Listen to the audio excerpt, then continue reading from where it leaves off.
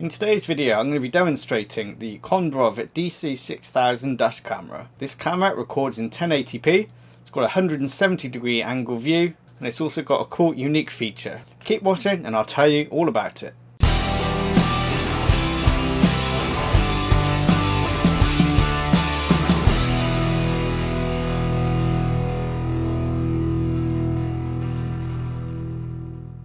So in this pretty nondescript box is the dash camera. Not really any information on here, just a few icons, and that's pretty much it. Inside we get, of course, the camera itself and some other accessories. We get a micro SD card, which is really good. This is a class 10 HC1, and we also get a USB adapter, USB plug, cigarette lighter adapter with the USB on the end, a suction mount which just clips onto the camera pretty easily. It's a little bit fiddly, but not too bad. It's harder getting it off than it is getting it on.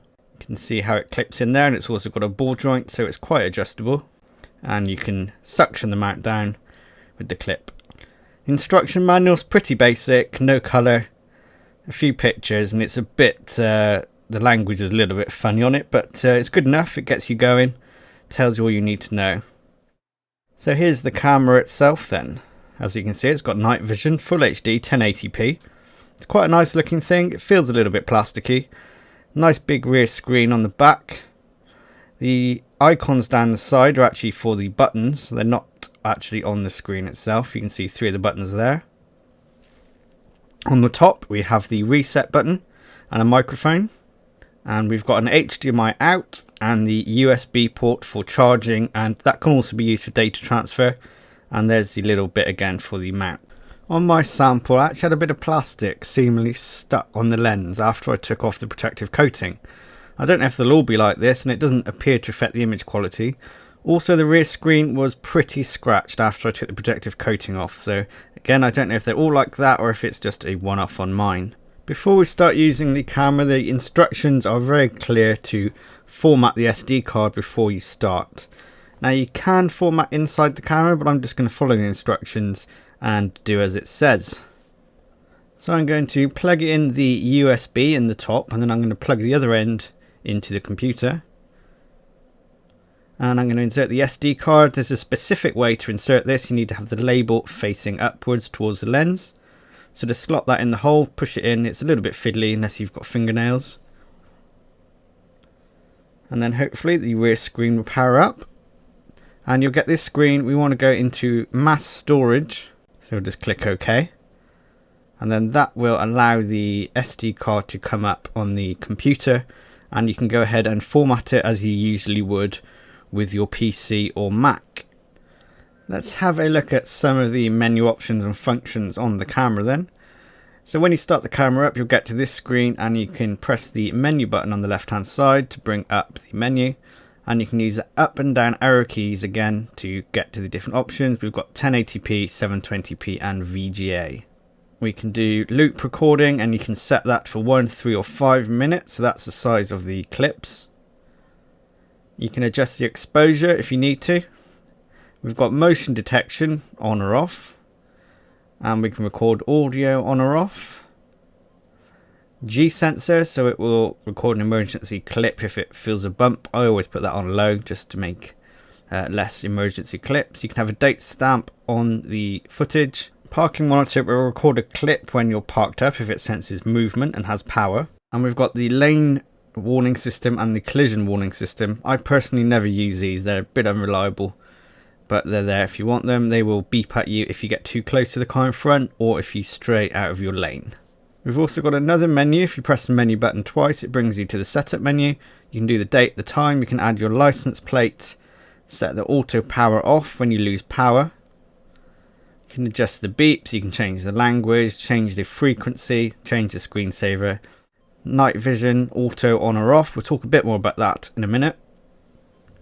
You can format the SD card, as I said earlier. Go back to default and look at your current version. This is my current version. I don't know if there's another one available at the moment.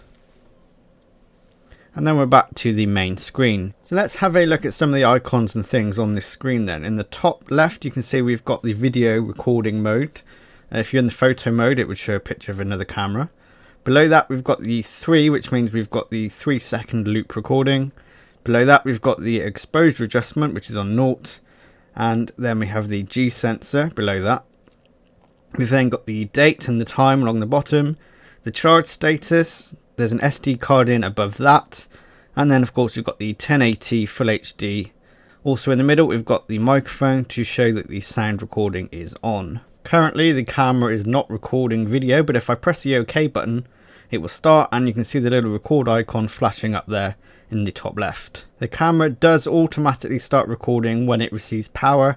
It only wasn't at this time because I stopped it manually. You'll also notice in the top right we now have a timer for the length of the current clip.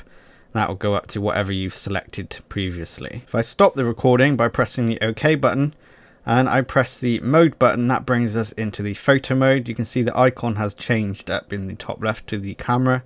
We've got some different icons as well. Again, we've got the exposure, and we've got the auto white balance, auto ISO, the charge status, the SD card. We've got a couple of stars. We can favorite clips, 3M, which means 3 megapixels, and we've got the number of shots remaining above that. Just to the right of the picture mode, we also have the icon for the anti-shake.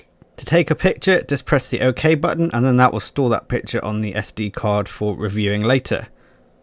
If you want to review your pictures now, we can press the mode button again, and that will bring us into the playback menu. You can see you've got the little play icon at the top, and then we can scroll through our images using the up and down arrows. You can also play your video clips by pressing OK. Then just press the mode button again to get back to the video mode for the main dashcam functions. The camera has 2 ways of storing video files. You've got the emergency files and the normal files. Now the emergency files are stored in their own folder, which you can see here, called emergent, and they will stay there until you physically delete them. You can just see there's a little padlock icon next to them. That means they're locked there and they won't be deleted. Now these files can be made by the G sensor picking up a certain amount of force, or you can also use the button on the side of the camera. You can see all the other files are in the DCIM folder, and they are all numbered incrementally. You can see if I scroll all the way down, I go up to 274, and the files will overwrite from the oldest first. So those files that you saw at the top in the 30s, they will actually be overwritten by the newer files when the camera runs out of memory. It's also worth noting that this camera does have an internal battery. Now in my test I could only get it to last for about 15 minutes, but I'm not 100% sure the battery was completely fully charged when I did this. Also, when I was testing it, the camera wasn't actually recording video, it was just sat idle. So you may find you actually get a little less time than what I experienced. Even still, it's nice to have a battery in there that can give you a little extra footage when you turn your vehicle off. So before we get on to the video clips for the camera, I'm just going to bring up the specifications from the instruction manual. If you want to read all this properly, then you can pause the video now.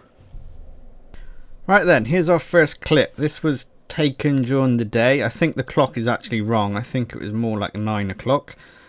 But the first thing you notice is the footage is very, very jerky. Now it's like this on the original file as well. It's not an encoding issue. My end, I looked at the raw footage and it was just as bad there. Now I can only put this down to using the SD card that was supplied. Even though it looked like quite a good one, I'm not convinced it's doing any favours for the camera whatsoever.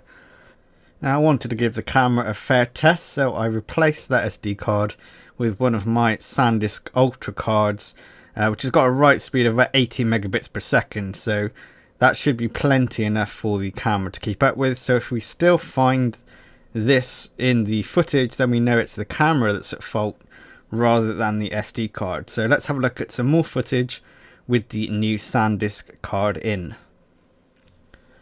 So here you can see this is with the SanDisk card, and again we've still got that kind of jittering. I think it must be down to either a low frame rate or just the codec that's being used. It's not transmitting enough megabits per second and we're kind of dropping frames, and it produces this quite ugly jittery looking footage.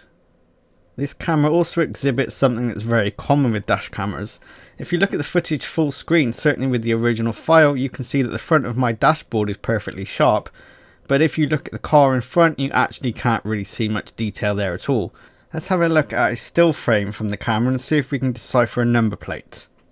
Can just about read the number plate of the silver car. Bear in mind the screen is wet because it is raining, but the car in front of that further away you've got no chance of seeing at all until you get a fair bit closer. Next I want to see how well the camera joins two clips together. So just as I go through this tunnel it will change to a new clip. Let's see if we can tell. Yes we can, it skipped back at least 5 frames there. Those were both 1 minute clips on the 1 minute loop record setting. In my experience, the higher the loop, the worse that jump back usually is. For most people this isn't an issue, it doesn't really matter, but I know some people do like to record entire journeys with dash cameras.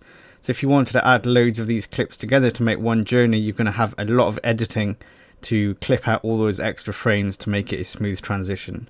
Next up, let's try out the internal microphone of the camera, so I'm going to be quiet and let the internal mic take over. So let's test the microphone on this dash camera. Travelling around 40 miles an hour.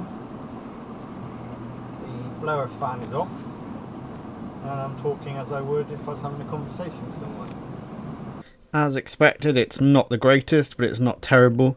I never really use the audio in dash cameras anyway, and you can just about hear what's going on, but it is a little bit muffled. I did try with the heater blower fan on the car as well, blowing at the windscreen, but then you just couldn't hear anything at all apart from the blower noise. So I didn't even bother to include that clip on here. The headline feature of this particular dash camera is its nighttime footage capability.